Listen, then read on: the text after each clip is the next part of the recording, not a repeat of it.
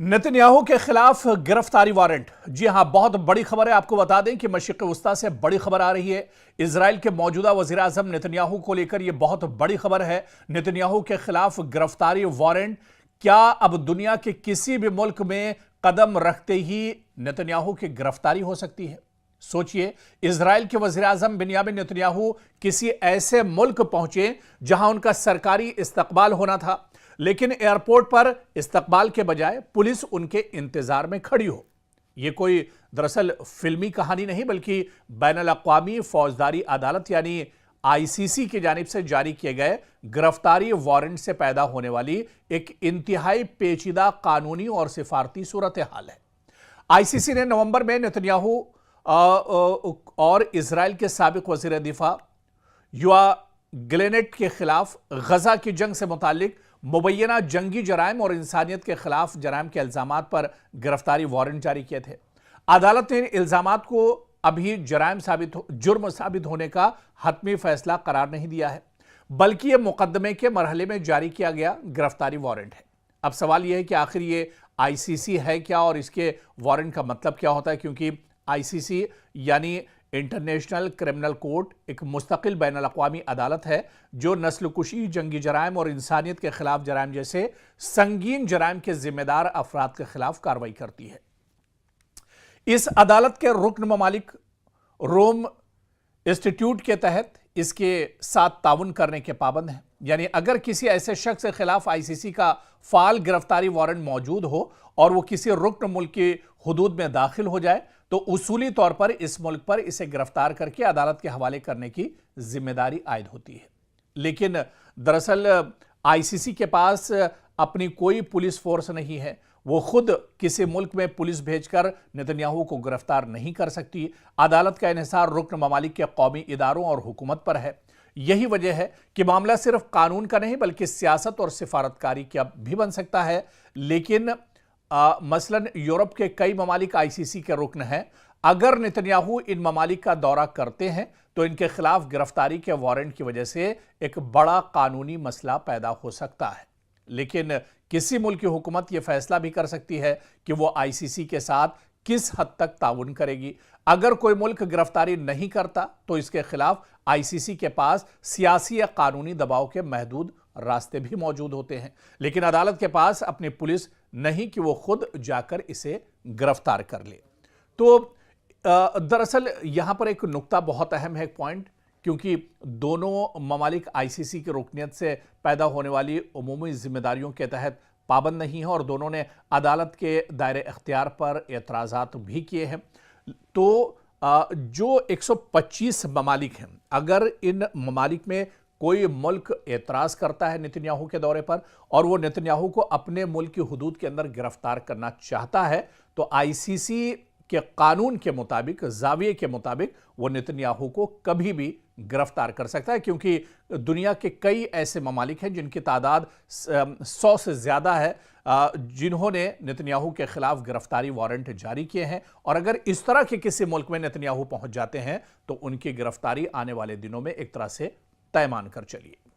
और इस वक्त बड़ी खबर आ रही है, आपको बता दें कि लीबिया पर ड्रोन से अटैक किया गया है। जी हाँ, लीबिया से बड़ी खबर आ रही है जहां पर ड्रोन के ज़रिए से बड़ा हमला किया गया है। दरअसल लीबिया की जो सबसे बड़ी ऑयल रिफाइनरी है, इसे निशाना बनाया गया है।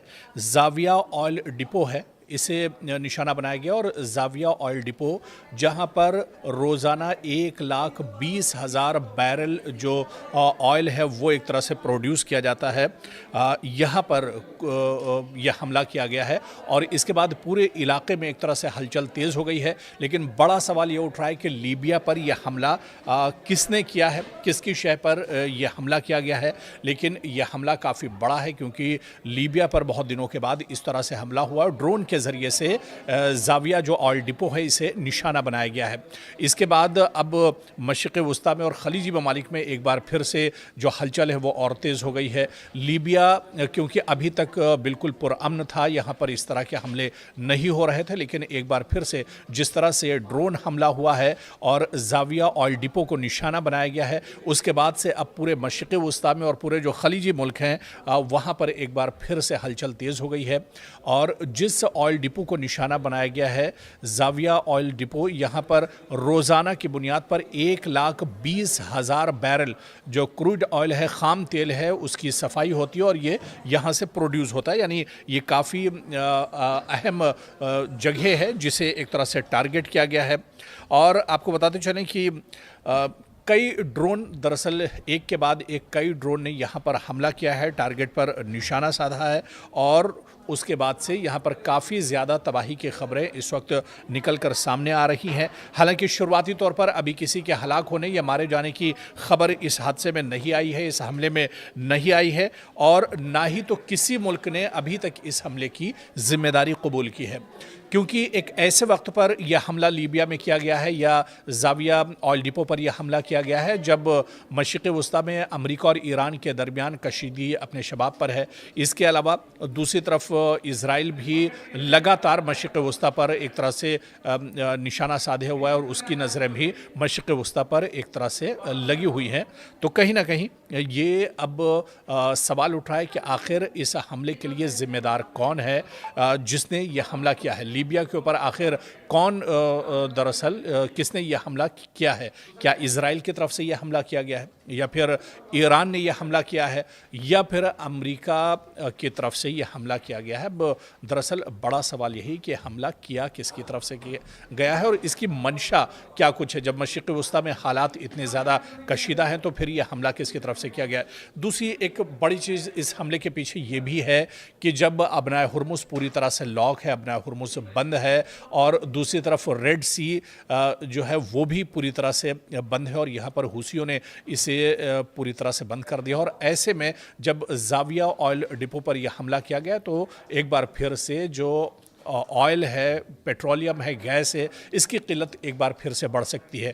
क्या जानबूझकर किसी की तरफ से यह हमला किया गया है? क्या वाकई में जिस तरह से पूरी दुनिया में ऑयल और गैस को लेकर एक परेशानी बढ़ी हुई है अबनाए हुर्मुज़ और रेड सी के बंद होने के बाद, क्या जानबूझकर यह हमला किया गया है? इसके पीछे आखिर मंशा क्या कुछ है? जांच पड़ताल जब होगी और कौन कसूरवार है इस हमले के लिए, किसने ये बड़ा हमला किया है, ये जब जांच पड़ताल होगी उसके बाद ये तमाम चीज़ें निकल कर सामने ज़रूर आएंगी। लेकिन लीबिया में जिस तरह से ये हमला किया गया है, क्योंकि आप देखिए ये बड़ा हमला है और काफ़ी दिनों के बाद लीबिया में इस तरह का ये हमला हुआ है, जिसके बाद अब हलचल काफ़ी ज़्यादा बढ़ गई है। सियासी तौर पर भी अब जो सरगर्मियां हैं वो काफ़ी ज़्यादा बढ़ गई हैं।